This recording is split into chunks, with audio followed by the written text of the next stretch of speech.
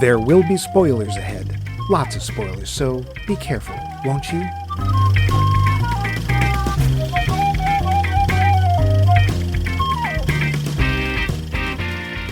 Ah, Renfield, listen! What sweet music the non-gender-specific children of the night make!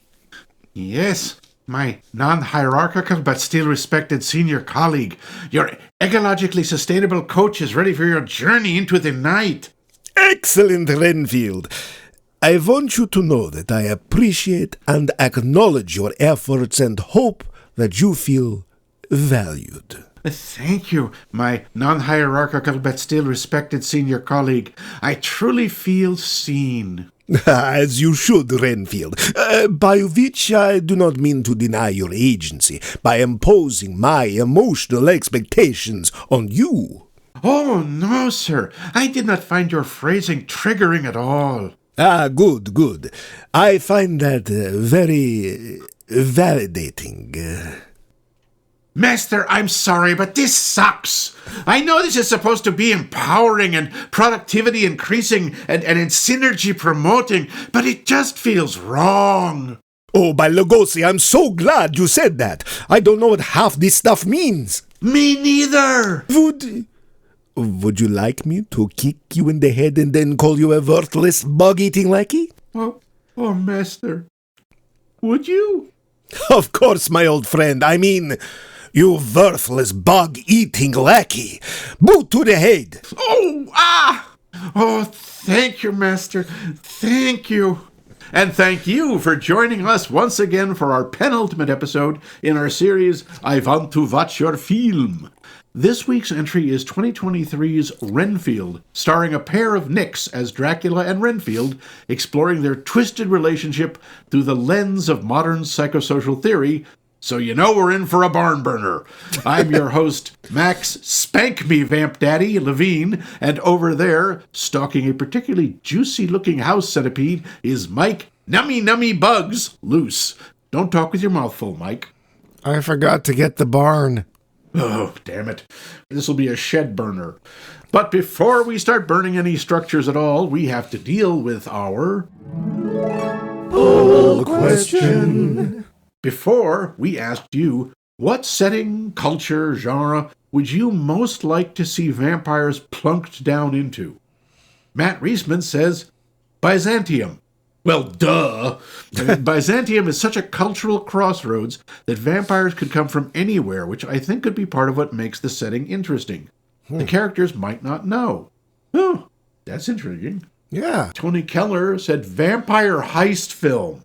Oh. Now, there is no reason you couldn't do that. I just saw a zombie heist film. The zombies weren't the ones doing the heisting, but... Okay, I was going to say, what does zombie want? Except brains. What else? Brains! Yeah. Break into vault, get brains! Charles Forsythe said, I'd pay to see a Twilight movie. Oh, Charles. Really? Where Blade shows up to do what he does best. Oh. Yes, I would pay a lot for that. I would pay so much money to see Blade come up and start decapitating the Meyer Pyres. Wow. That might be really fun. Remarkable. Splort. Dave says, a Western. Howdy, partner. I've come to suck your blood. There ain't enough room in this town for the both of us. Vampires out on a full moon on the prairie. What could be more lyrical? Maybe an occasional were-coyote. You know, that's we sort of, with Near Dark, that's kind of a modern, but I don't think I've ever seen like vampires of the Old West. Yeah, no, that not really. I mean, I'd really pay to see something just leap out of the darkness and suck the blood out of John Wayne. That'd be great. Cut it out. Yep. Yeah, there, Pilgrim. Stop chewing this on wound, my my mother. Ow. Oh no, I crave human blood, my mother. Wow, that's mixing three genres. Vampires, the West, or John Wayne, and The Conqueror. Yep. Kelly Cooper said, the challenge is, what genre have vampires not already been dropped into? That is true. I can't think of a vampire legal drama, and the idea amuses me, so that's my answer. Oh, I like that. I mean, real bloodsuckers in court. Exactly. Just all they're missing is a briefcase. I have to go. I hear an ambulance. Right. Ah, no, Your Honor, you will support my objection. 1-800, call Drake. Have you been drained of blood by a creature of the night? Would you like to be? Call. Anyway. Yes, and from the snowy, vampire-ridden lands of the north, we have Vince, who says, there are genres that haven't had vampires in them? No. Seems like they've been inserted into everything. Not sure I would like to see them in, say, a Western, because I don't like Westerns. Well, that's fair. Yeah. But it could work. Maybe a political drama could find a way to get some actual bloodsuckers in there. To be clear, I am not sure they haven't already been on those genres at some point. I was going to say sci-fi, but I remembered Life Force and Planet of the Vampires. Yeah, there's a bunch of sci-fi vampire movies, a lot of post-apocalyptic ones. And of course, our vampire from the Emerald Isle himself. That fine broth of a boy. Billow-lading, billow-lading, billow-lading. I like seeing vampires live through history, including flashbacks. Stories where they live in the present day, but we also see them in Regency England. Part of a Mongol horde. Bring the Conqueror in. I think we just covered that. Yeah. Or during the Roman Empire, etc. It's fun to see them navigate the shifting fashions, morals, and world beliefs of humans around them. True Blood, albeit a TV show, did it right. Bill was transformed during the Civil War, Eric during the Viking era, Pam in a Victorian brothel, and so on. Interesting. All of those. Brothel. The brothel. Well, looks like we have one more entry, a little blinking light on our hotline, and wow, it seems to have stunned Max senseless, or at least speechless for a moment, and it's not at all a last-minute edit because we forgot that we had something from Doris. Anyway, here's our answer from Doris. Hello, Mike Max Movies. Or is it Max Mike Movies? Sorry. Anyway, this is Doris Hempelmeyer. Hi, Max. I am here to answer your poll question for this week, which just happens to be, what setting, culture, genre would you like most to see vampires plunk down into? Well, I've got a couple of answers for you.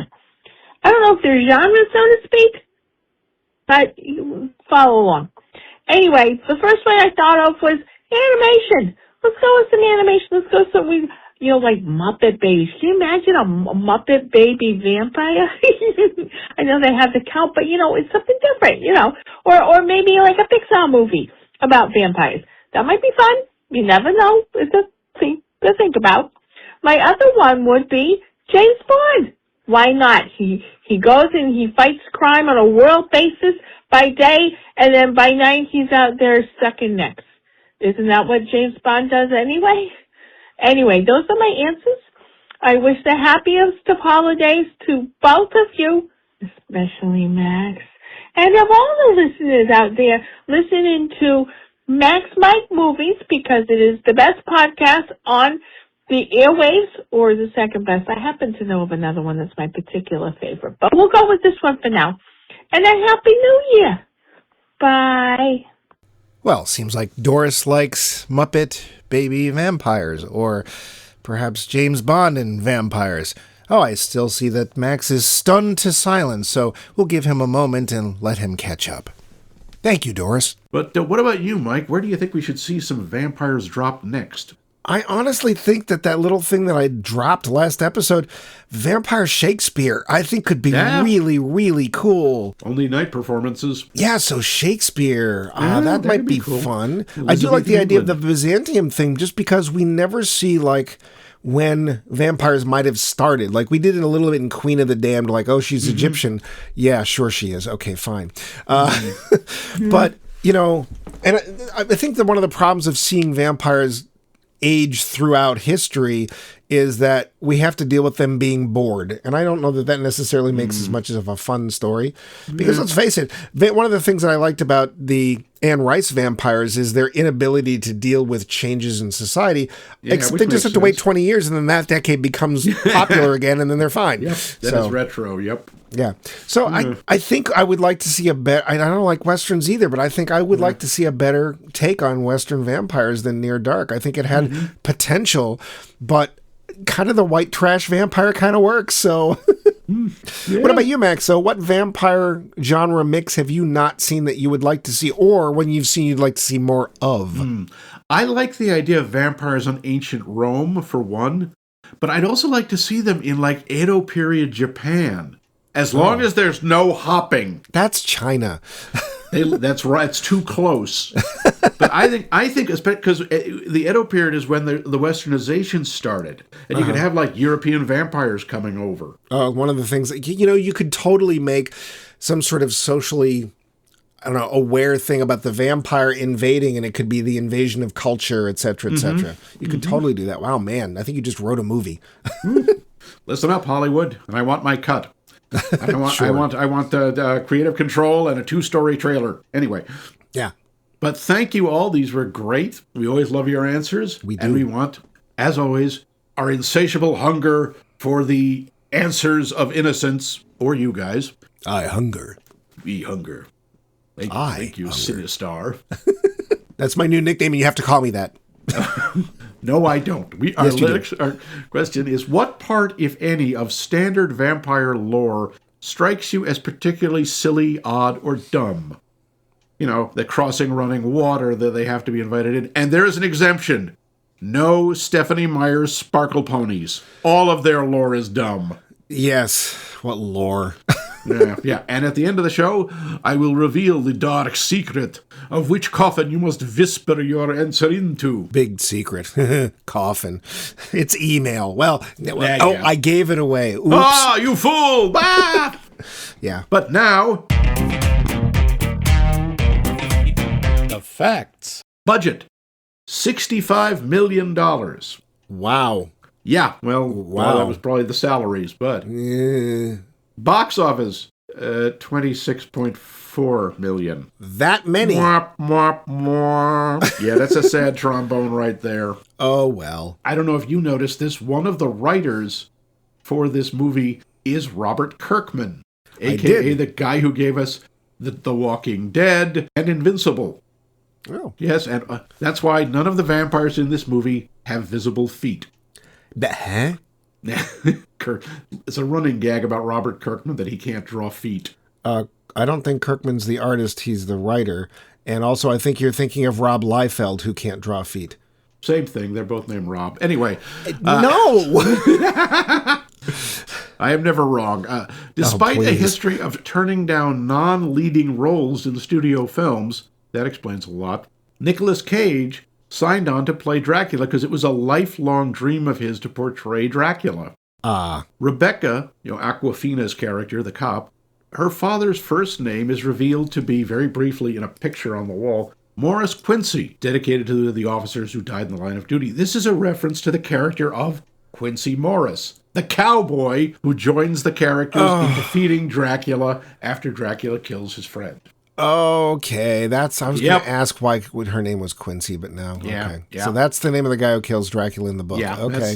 Mr. Cowboy. In an interview, director Chris McKay admitted that the film was actually intended to serve as a direct sequel to Todd Browning's 1931 Dracula, the one with Lugosi.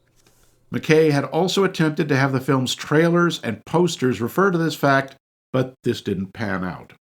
Fine. The circumstances of Renfield meeting Dracula and falling under his control are presented as an extended reference to that movie, the 1931 one, depicted these same events. Several of the key shots are even recreated with Nicholas Holt and Nicolas Cage in the place of Dwight Fry and Bela Lugosi. Unfortunately, Nicolas Cage is neither double-jointed nor Hungarian. Neither. No, he is, however, somewhat tall, but we'll get back to that. Yeah. They also use the music from Swan Lake, which is a shout-out to the music they use in the opening credits of that movie. Oh, that's right. See our entire episode on 3 versions of Dracula, which does include the original, so, yeah. Nick Cage's uncle Francis Ford Coppola directed What? Bram Stoker's Dracula in 1992.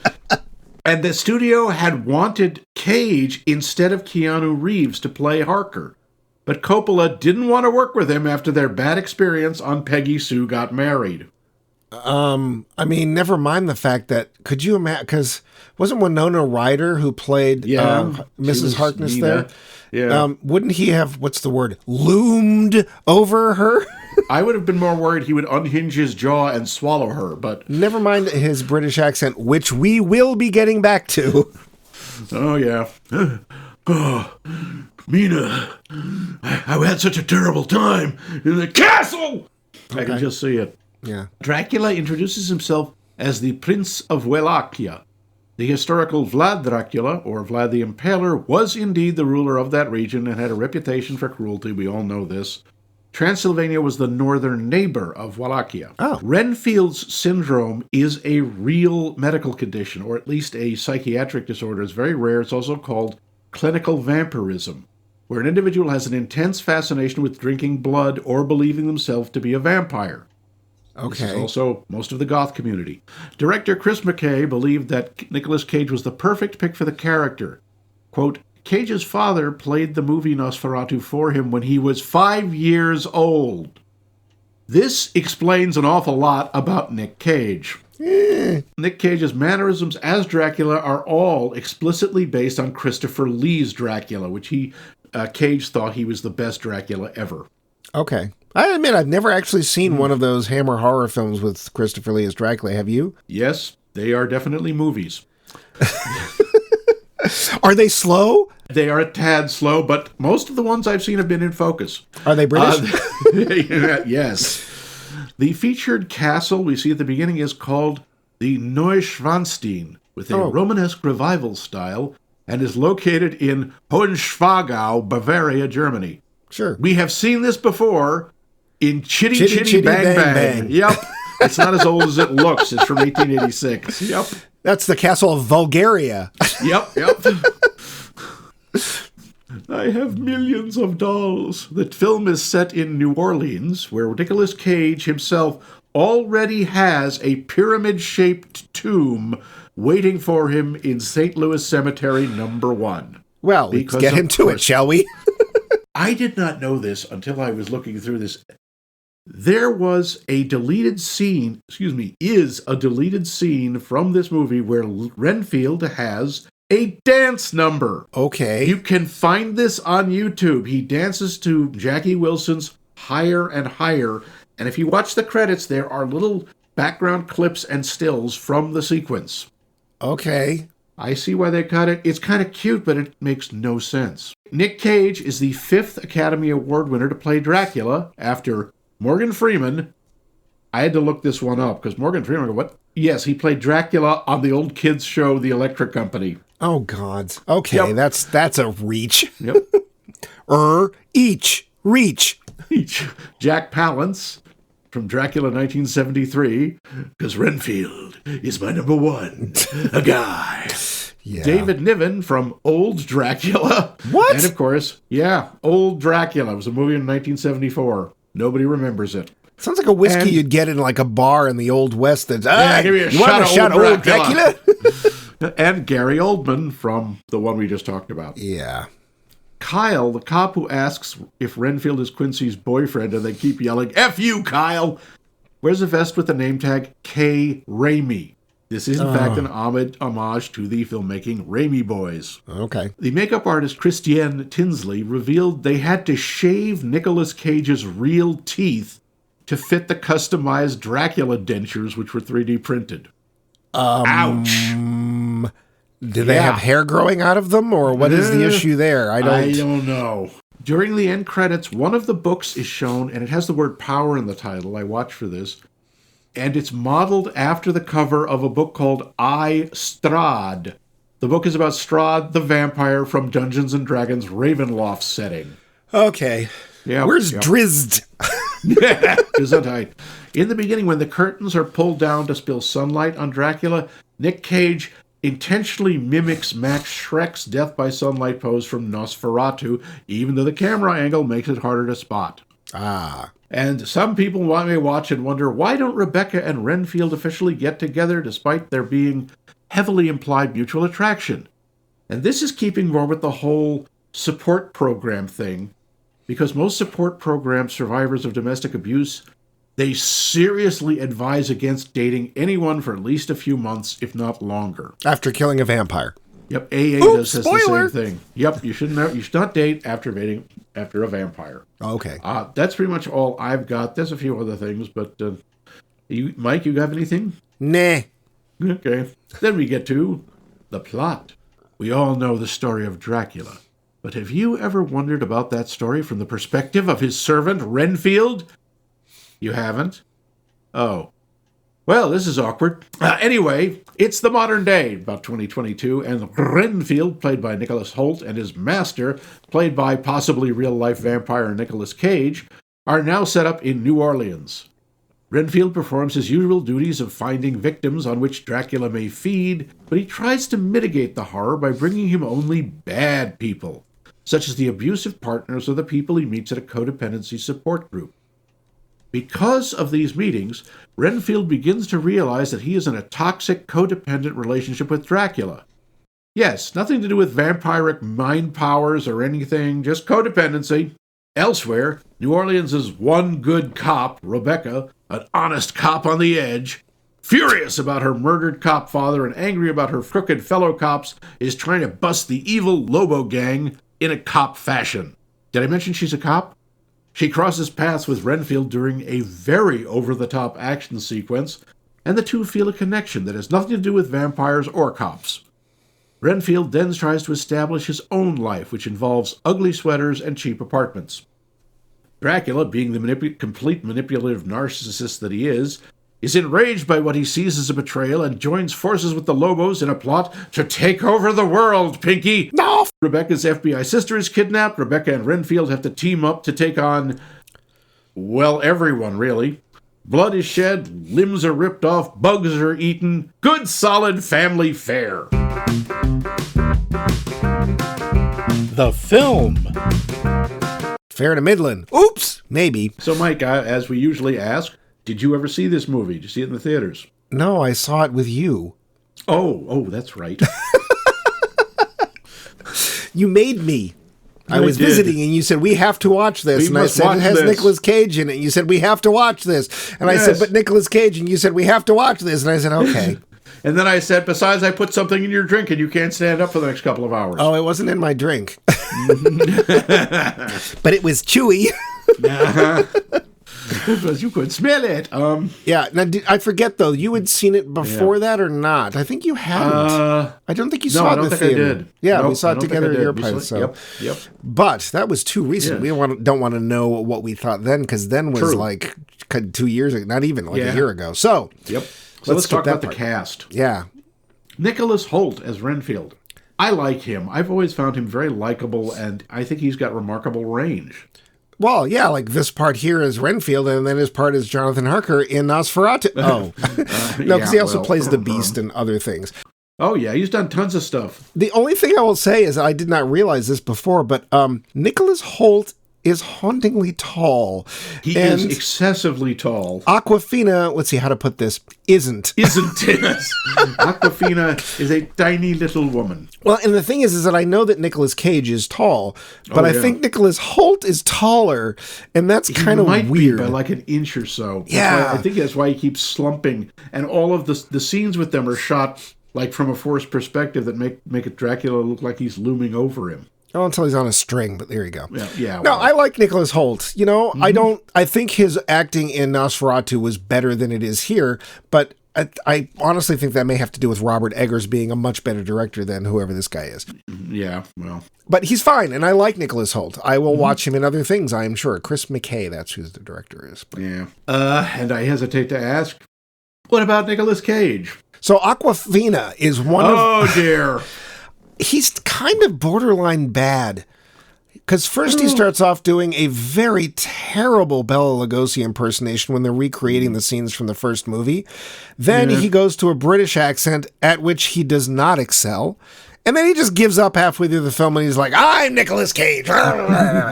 Which I'm sure is what Chris McKay wanted. He's like, I want that crazy, because everyone loves it when he goes crazy. And the problem is that I don't know. He's okay. You just don't like him, yeah. I don't like him, but I don't think, well, we'll get back to the rest of the movie, but in some ways, and this is going to sound dumb from what I just said, but in some ways, I don't think he goes far enough.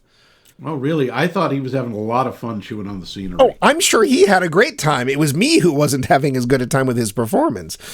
He's okay. I think he's overrated as an actor, honestly. I think people just like him, see him go crazy, but I'm not really a fan. Okay, let's move on to Awkwafina. Whom I love. I love Awkwafina. I love her in everything. Really good. Mm-hmm. I liked her in Crazy Rich Asians. Yep. I liked her. What was one of her bigger? Actually, she does a really good short dramatic part in Swan Song, which we reviewed a while back. She's actually playing a cancer victim who's dying, and she shows that she doesn't have to just be funny, but she is funny, and I like her. So yeah. She's done good dramatic stuff like The Funeral. Well, she's done a lot. Yeah. She also has range. She's even fun in little parts in Ocean's 8. Oh, I didn't see it. Yeah. Ben Schwartz. Perfectly Schwartz loathsome. be with you. Yep. I swear I know, like I'm looking at his face, is like I know you from something, and the first film that popped up when I clicked on his name was Sonic the Hedgehog. Yes, he's the voice of Sonic in all 3 Sonic movies. Okay. But he is actually kind of perfect as that. I'm a really tough guy who's actually not really tough. I just surround myself with tough guys I tell to do stuff kind of character. And I think he does a great job because I hated him. His name is Tedward Lobo. Yeah, I love that. Tedward. Tedward. Okay. Yeah. Go ahead. You say it. You say it. Oh, come on. It's Shora Agdashlu. It's not that hard. Oh, I couldn't. I wasn't sure. And she's Bella Francesca Lobo. She is, oh my God, I want to sleep in a bed made of her voice. If you've not seen The Expanse, she plays a major role in that show, and she is amazing. She is, by the way, the first real Iranian actor to break out into mainstream American films. I've only seen her, I think, in 3 things. The Expanse, this, and I forget what the third thing is. I love her. She's got such a sense of power, a sense of, I don't care. She's probably like 5'4". She's probably the small woman. Matter. But it's like, I wouldn't think even twice about coming up to her and doing anything physical because I think she could just whip me into the wall with her voice. She's amazing. I love her. Yeah, she has so much presence. And she's so good at being both charming, elegant, and just drop dead scary. Like, she's the kind of actor that it's like, yeah, actors shouldn't run for president. I would so vote for her for president. Yep. And that's most of the main characters. Yeah. There's people that are in the support group and they're fine. And there's people that are probably hench people that are fine. Yeah. But yeah, there's and the rest kind of for this film. I'm afraid so. Yeah. So yeah. So fine to good to Nicolas Cage. Actually, did you say what you thought? You liked Nicolas Cage. Yep. I like Nicolas Cage in a lot of things. I think he's having fun in this, and it's always fun to watch an actor enjoying themselves. Part of my problem is the way the movie is structured, but we'll get to that. I will say, and I don't know why this is true, but I have watched National Treasure I don't know how many times. It is such a dumb movie, and it's still kind of perfectly entertaining in its dumbness. Although, to be fair, I also recently rewatched Hudson Hawk, which is also perfectly entertaining in its dumbness. Although it's a very different dumbness. Or is that Mr. Dumbness? Is that Lion, Witch, and the Wardrobe? Yep, that's right. Mr. Dumbness. Mr. Dumbness. Yep. I don't know. My guilty pleasure with Nicolas Cage is Gone in 60 Seconds, where he's a car thief. Oh, yeah. I did see that. Isn't that the one where there's a scene where he's sort of waving his hand and he just goes, now, or something like that? Yep. Yeah, okay. I just pulls on his leather jacket, looks, and I am a bad, bad man. Huh. I pull on my jacket and go, my leather jacket and go, it's cold out. So, yeah. We start off with little black and white recreations from the original Dracula. Not a bad shot for shot. No, except for when Nicolas Cage tries to do Bela Lugosi. He's a full head taller than Bela, but with his cape up, they figured nobody would ever notice. Exactly. At least he wasn't somebody's chiropractor.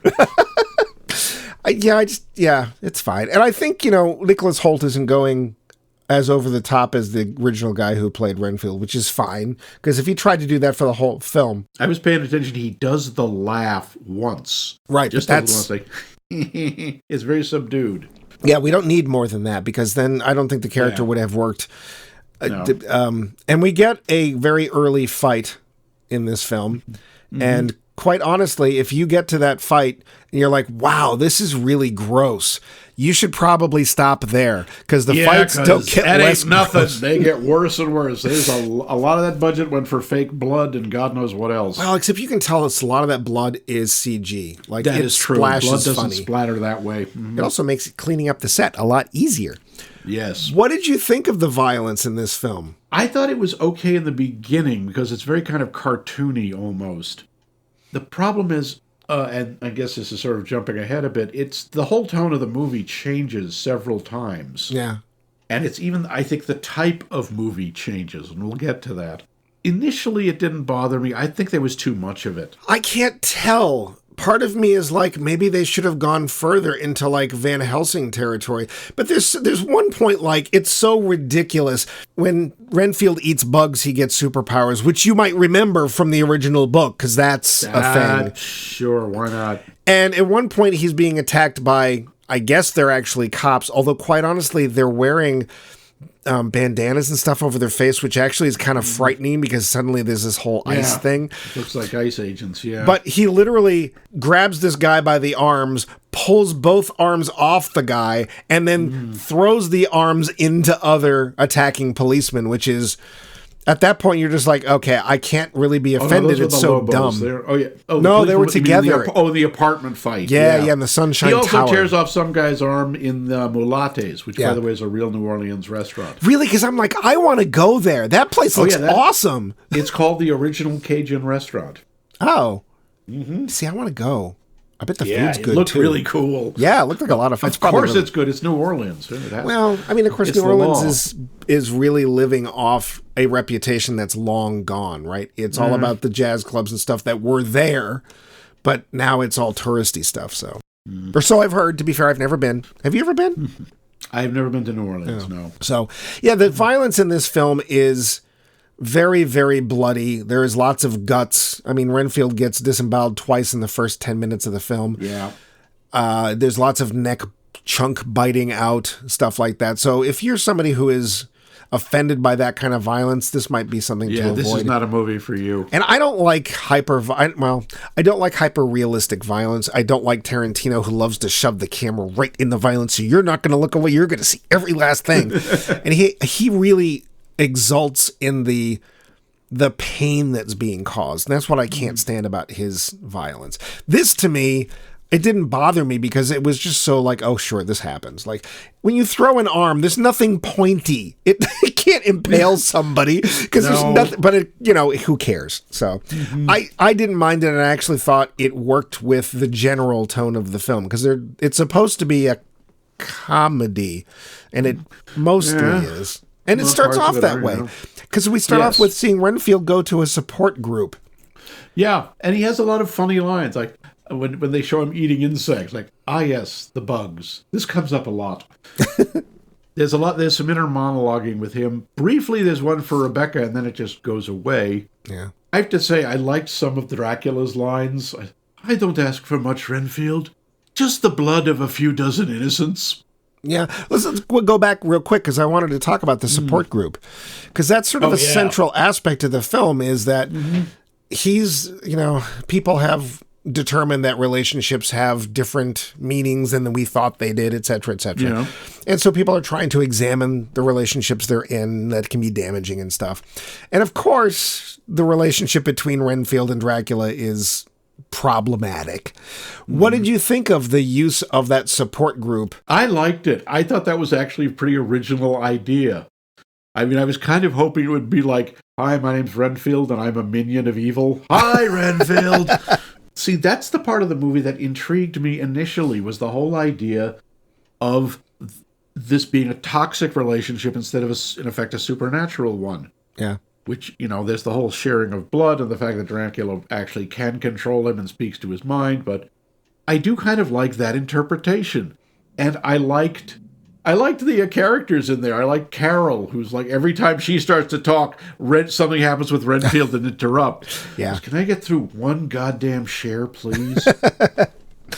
I did too. I liked that it was both a serious use of present day mental health culture, but I think it was also taking a little poke at it as well, especially with the affirmations, because like saying something doesn't mean anything. You obviously have to really truly believe it, or it's just saying something. Part of the idea is that if you say something enough, that's the whole part of an affirmation. If you hear it and believe it, the more you hear it, the more you start to believe it.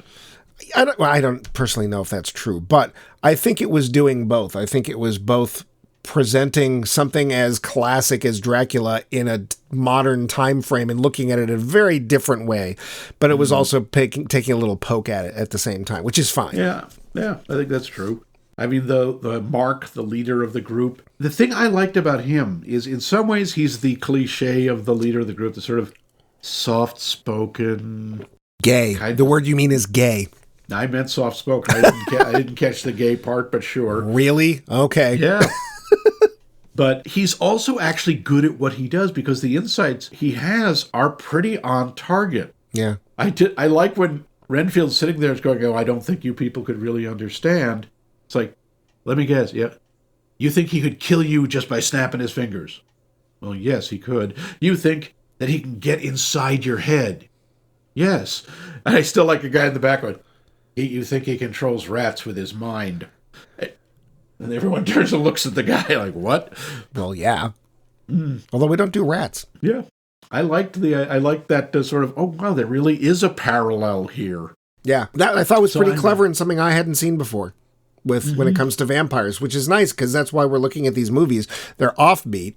And are they bringing anything new to the whole vampire legend lore or whatever? And in this case, in a way, yeah. Yeah, I think that worked. I also like a lot of the language and the mannerisms that Dracula uses are classic narcissist abuser stuff, where he's like, I'm the real victim here. Oh, okay. You're the monster. Reversing is a big abusive tactic. Is it? Okay. Yeah. It seemed to work. It did. And it's because, Renfield had the idea is he has the type of personality that unfortunately responds to that. Which I'm sure is why he was chosen in the first place. Yeah. Yeah, I think that I like that part. Uh-oh. Oh, I do want to say one of the points that we really know that the Lobos are evil is when they drive up and their cars have that stupid undercar green lighting. Evil! Pure and simple from the 8th dimension. That is just evil. It makes you look at the people's car, I guess. It's just for, showing off. It's just decoration. Yeah. It has no function. I mean, if it was something where it was actually like scanning potholes, that might be useful, right? It's like, oh, I have a badass car. Oh, and by the way, you need to fix that on 3rd and Main. The closest you could argue is it makes the car a little more visible at night.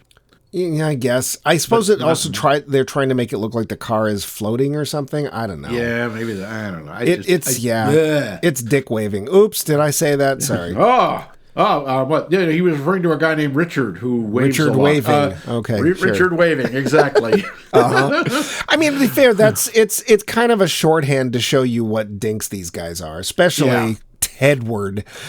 Tedward, who is, in some ways, he's perfect. He's one of the most believable characters. He's one of those ultra-privileged guys who is purely coasting on, do you know who my mother is, basically. Yeah. Even though he keeps saying, do you know who I am? And obviously nobody knows who he is, because they only know because of her. Well, that's the beginning of the film. We come across these guys that have stolen drugs from this family, but they haven't really stolen them from the family. They've stolen them from Tedward because Tedward's a dimwit. And yes, they wouldn't have stolen them from his mother. No. So I do also like the use of the support group to find victims. It's like, well, I'll try to be a better person. I'll only get bad people that are hurting people and have them killed. And it's like, okay, I mean, we'll just ignore all the other stuff you did in the previous film. Speaking of which, how can this be a sequel? Because if I remember correctly, and I do, Dracula died in that movie. He got better. Well, we see some of that, right? Because there's a scene in this film where they have these vampire hunters from the depths of time or wherever they come from. And they're the last of their kind, although I don't understand why that's a thing. Yeah, why? I don't know. And they manage to basically open the curtains and set Dracula on fire, and he gets all burned and charred and nasty. Crackle, crackle, crackle, which is a bit of a shock, but not quite dead. And now apparently it takes, I don't know how long, decades or whatever to get Dracula back, which is one of the things that annoys me, because it's like, oh, you're not bringing me enough. I look terrible. I'm all melty and stuff. And then suddenly he's almost fine. And I'm better. Yeah, that happens awfully fast. Well, and he didn't bring anybody. Like, it was literally a scene of him berating Renfield for not bringing people because he brought dead bodies that were already dead, which... Oh, no, he doesn't care that they're already dead because he's still eating them. He wants purity. I did like, he says, I want happy couples. I want nuns. I want a busload of cheerleaders. And I did like... female or male, it doesn't matter. It's not a sex thing. I also, it was a little telegraphed, but I did like the fact that like one of the next scenes is all of those show up at the bar where Renfield is sitting in the Mulades, and they all drop. First, I think it's the nuns. Some nuns show up, then the cheerleaders, and it was just hilarious. And there's a happy couple over at one of the table, and he's just like, "Oh, come on." So yeah, Well, do you want to get to the how we feel about the Dracula part yet, or do you want to do the movie structure part first? No, let's do a little more on the movie structure. Okay. My problem is it starts out as a horror comedy, then it becomes an ultra-violent, in effect, buddy cop movie. Renfield and Rebecca, they're cops, almost. It's them against the world. And they keep trying to inject sentiment. Like, ooh, budding relationship, or, yes, this is my tragic past. And it's jarring. And as they get toward the end, I remember thinking there have been a bunch of action movies that have fights in that kind of a structure, that kind of an apartment building with a central courtyard. Yeah. Even Judge Dredd does that. It's probably the same one. It might be. And it's like, it didn't fit with the beginning. I thought then it's just like, okay, punch, burn, blow up, kick, kill. It's like, yeah, you've gotten away from what made this movie, was starting to make it unique. And that was the psychology of it. See, I'm going to actually disagree with you, believe it or not. I think that we know that Renfield would like to not be a part of this relationship, but he doesn't have a real reason or a real direction to go until Awkwafina shows up. True. Now, do we necessarily need the Awkwafina daddy issue thing as part of the film? I mean, it explains her gung-ho-ness of being a cop, etc. And, when she's so disappointed when it turns out, how to put this, literally every other cop on the force is being paid off by the Lobos. How is she still a cop? I don't get it. If the entire force is corrupt, they would have found some reason to fire her. Well, never mind kill her at one point. Like halfway through the film, they're like, we should kill her. And then, Mrs. Lobo is like, well, no. We'll offer her a chance to take the money and be part of the force too. And then she doesn't take it. And then she's like, well, I guess we're going to have to fight her. And it's like, well, you could just shoot her. Yeah, she's right there. Just shoot her. But I honestly thought that I actually liked the little montage where he's setting up his apartment. It was so 60s sitcom. I thought it was funny, and I thought especially was the music. Yeah, well, and it was also like taking the support group to an extreme, which I think they were trying to again poke things at this, where he sets everything up and he's got his little affirmations on the wall and everything, etc., etc. I think without his relationship with Awkwafina, we wouldn't understand his motivation, so it didn't really bother me. I can understand why it would bother you. It just didn't bother me. The part with Awkwafina, it wasn't so much the relationship that kind of worked. It was the suddenly it turns into the raid, or one of these, we're going to go in there and get your sister out. Blam, boom, kablam. But this is where I think the cartoonish violence actually works, because if it had been as brutal as the raid or one of those serious violent films, that would to me would have been a tonal shift that I didn't care for. But the fact that it's nearly Bruce Campbell levels of craziness, and quite honestly, oh dear gods, would I've rather seen Bruce Campbell as Dracula? Yeah, I think I really would. I really think I would. If it was Evil Dead or Sam Raimi. I know you don't like him, but I think Nick Cage is a better actor. Oh, I don't think that Bruce Campbell has a lot of range, but this is well within his range. Yeah, I think that's true. Harrison Ford doesn't have a lot of range either, and he's been very smart, and he generally picks characters and roles that work well with him. But, like, would you want to see him in, like, Remains of the Day or Howard's End or something like that? No. Not particularly, no. Or trying to do an accent? No. I don't want to hear him try to do an English accent. I think that would be painful. Me either. So I didn't find the tonal shifts didn't even occur to me until you mentioned it. So this is weird because usually it's me who has trouble with those, and you were like, "Oh, I didn't have a problem with it," but that's all right. That's fine. What do you think about the pacing of the movie? It was a little uneven, and this does feed into your issues with the tonal shifts because when we're doing the more serious relationshipy kind of things, the movie slows down. Yeah, and then we get these crazy blinking you'll miss it fight scene stuff, and it goes very, very fast. I don't think it's really bad. I just think that there is parts that are slower. It is not a consistent, it doesn't build as much as some films of this type. I think there are slow parts to it. Not enough to distract, but slower parts. How about you? Overall, I think the pacing is decent. I think it moves along pretty well. It's not a very long movie. It's like an hour and a half. It's about right. There are parts where it drags just a little. But again, as you say, not enough to derail it. It makes perfect sense to me that one of the writers is a comic book writer, because this feels very comic booky. Well, Robert Kirkman, I mean, that makes perfect sense, right? Yep. Mm-hmm. So he didn't actually do a comic of this, so it's not an adaptation, right? I don't think so. I don't think so. So, yeah. It's a little uneven, but I don't think it's enough. Especially some of the slower parts are parts that involve Shura Agdashlu, and I'm like, I don't care. Those parts aren't slow. Those are framing devices for her. Oh, she's so awesome. Nothing she does is slow. It's always amazing. She's just awesome. Yeah. So pacing's fine. It's an hour and a half. It'd have been longer. If it'd been like a 2-hour film, that would have been way too much. Yeah, it would have been too much, I think. Yeah. So vampires. Well, we have one, to be fair, in this film.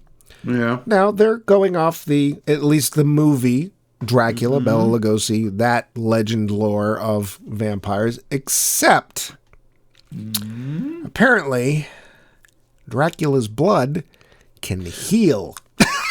Oh yeah, no, that's in the book. It's on page. You're writing it in crayon, Max. I can see it. No, this the original manuscript was done in Crayola. It's a well-known fact. Yeah. Dracula's blood is resurrection juice. Yep. Not just even like, oh, I have this bad wound you just inflicted on me, master. Could you possibly patch me up so I might go get you a snack?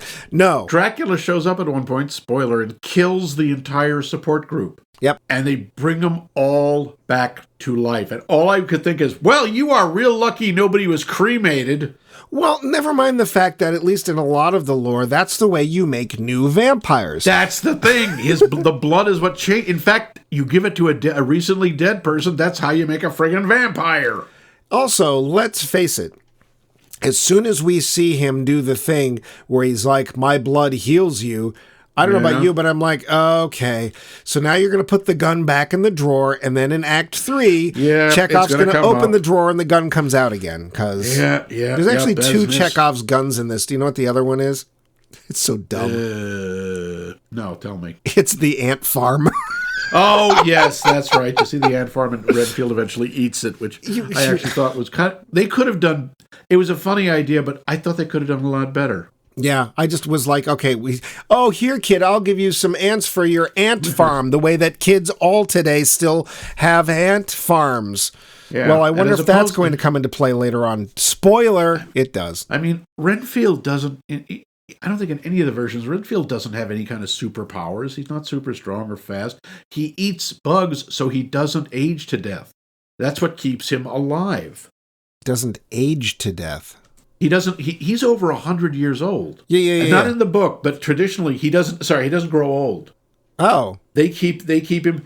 Basically, Dracula in the stories doesn't let him drink human blood. He orders him not to, so he forces him to eat bugs to stay alive. But Renfield's not a vampire, is he?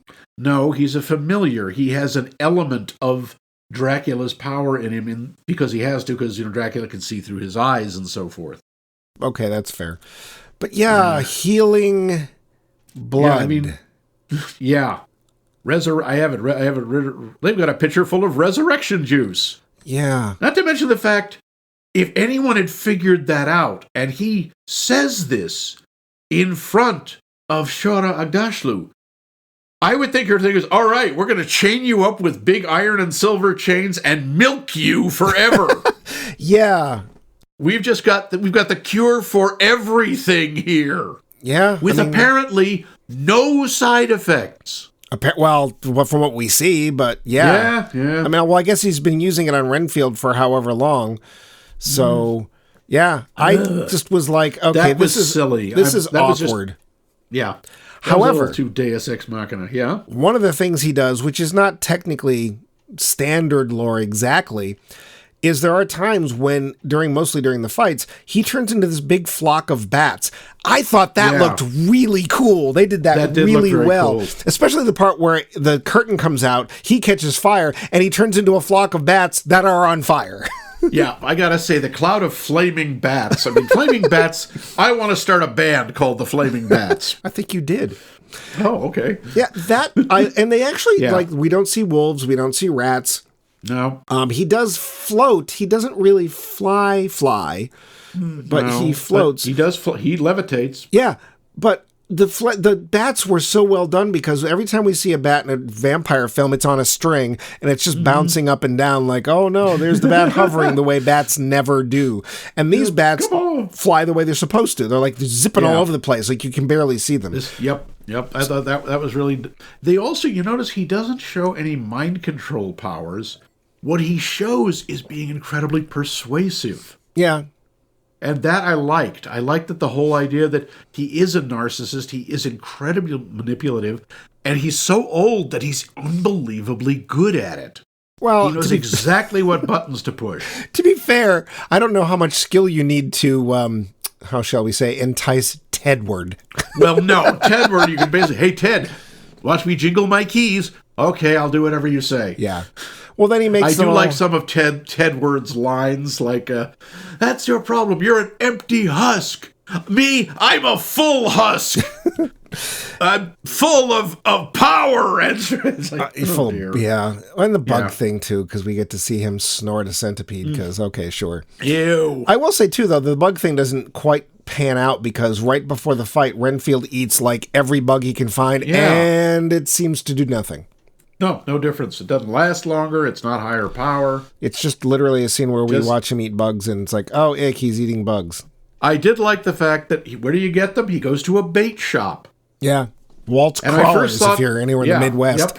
Yep. I kept thinking this was taking place in New York, because they didn't really, I think, take enough advantage of it being New Orleans. Well, that might be because it may not have been filmed there. I'm betting it was not. But I'm like, okay, yeah, Louisiana, of course they'd have bait shops. Yeah, every time they showed New Orleans, I'm like, wow, either New Orleans is way bigger than I thought it was, or that's Los Angeles. Or that's Vancouver. Yeah, or whatever. And I'm sure, you said Melades is a real place, so I'm sure that they did not shoot the actual fight there. They must have done some stuff in the city, yeah. But yeah, it didn't, I mean, I don't know what I've never been there, but it didn't feel New Orleans-ish. No, it didn't to me either. But again, like you say, I haven't been there. I don't know what it really looks like.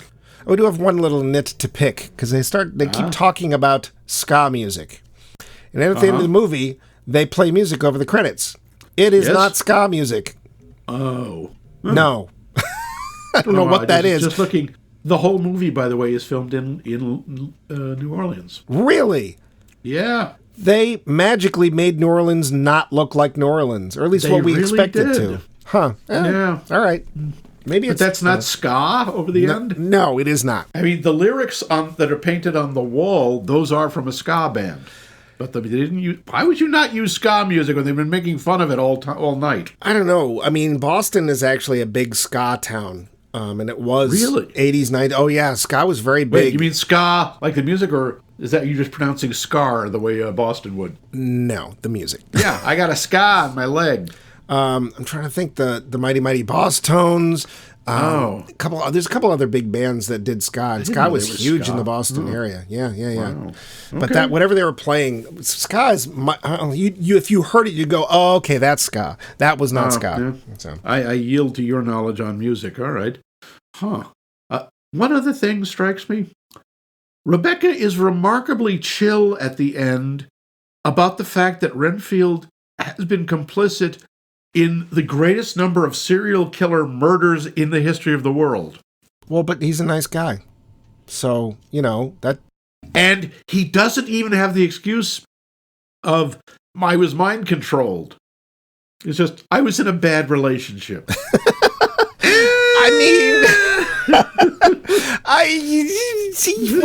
But it's Dracula, whom everybody seems to know about, which also surprised me. That is very odd, and I really wanted to know, because they never say, do they know about Dracula as a fictional character, or is he actually part of history? Is he part of, do they know who he really is? It felt very much like he's not for real. He's a boogeyman story, there's been books and stuff or a movie, but he's not real. And it turns out he is. About that. That's what I wish they had done something with that. I thought that was underplayed. I thought they could have done more. It was kind of lazy that they didn't work on that. But you know what's not lazy?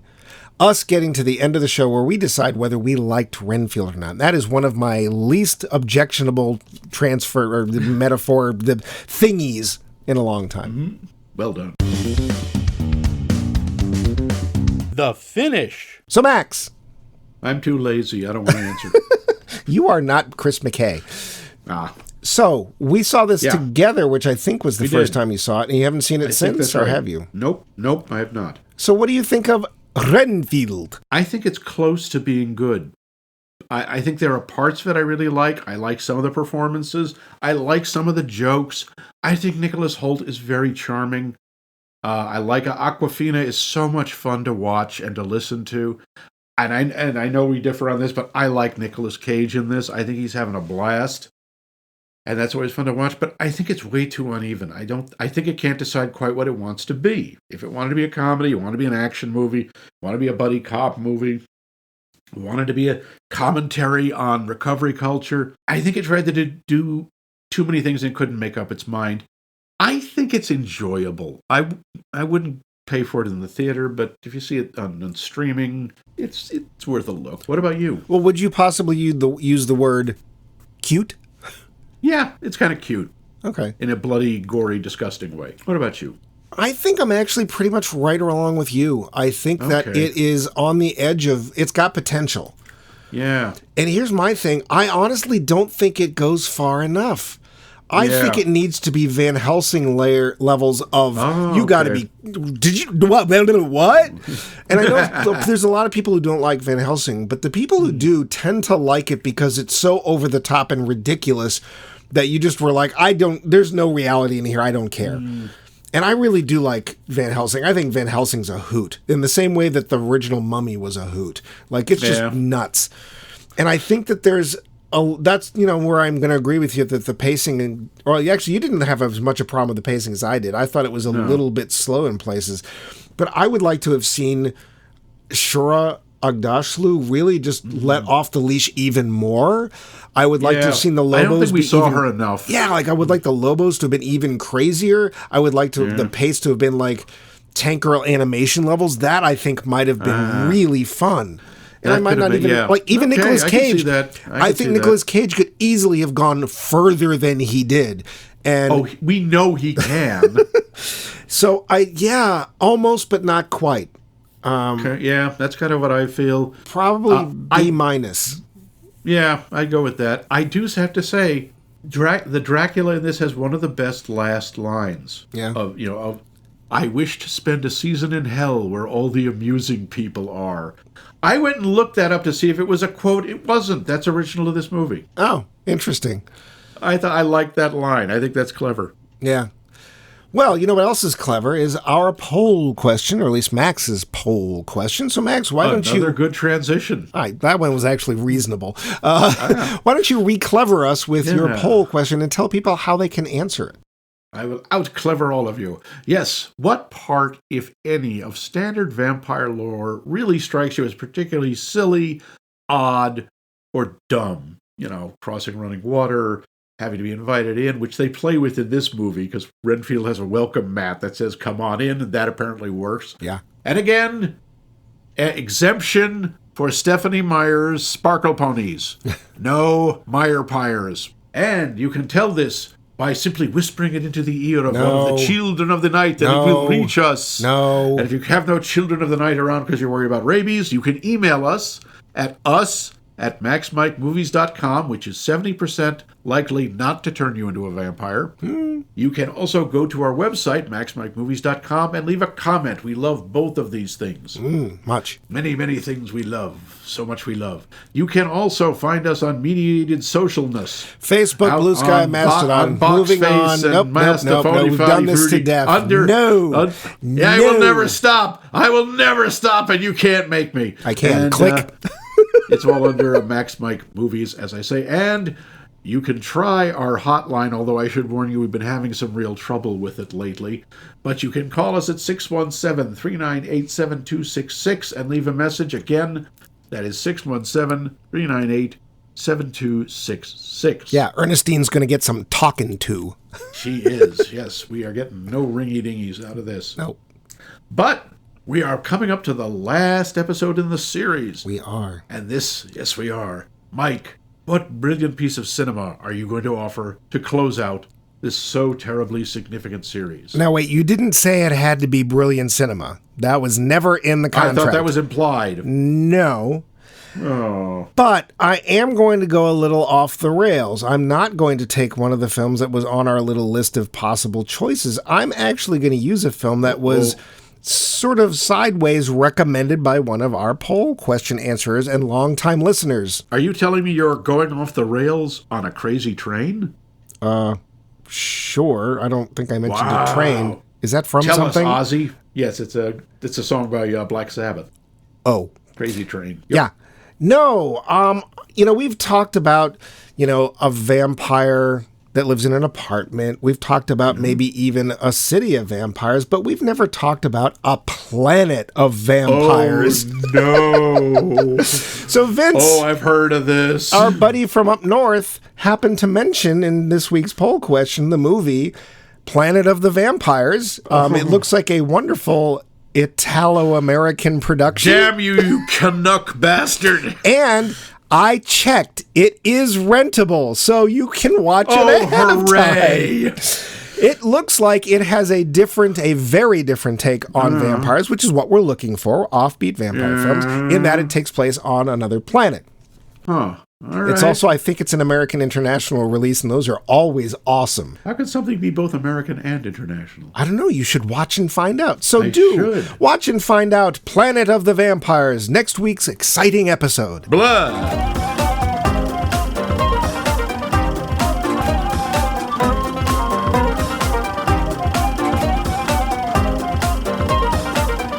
This has been a co-production of The Voice of Max and The Movie Wrench.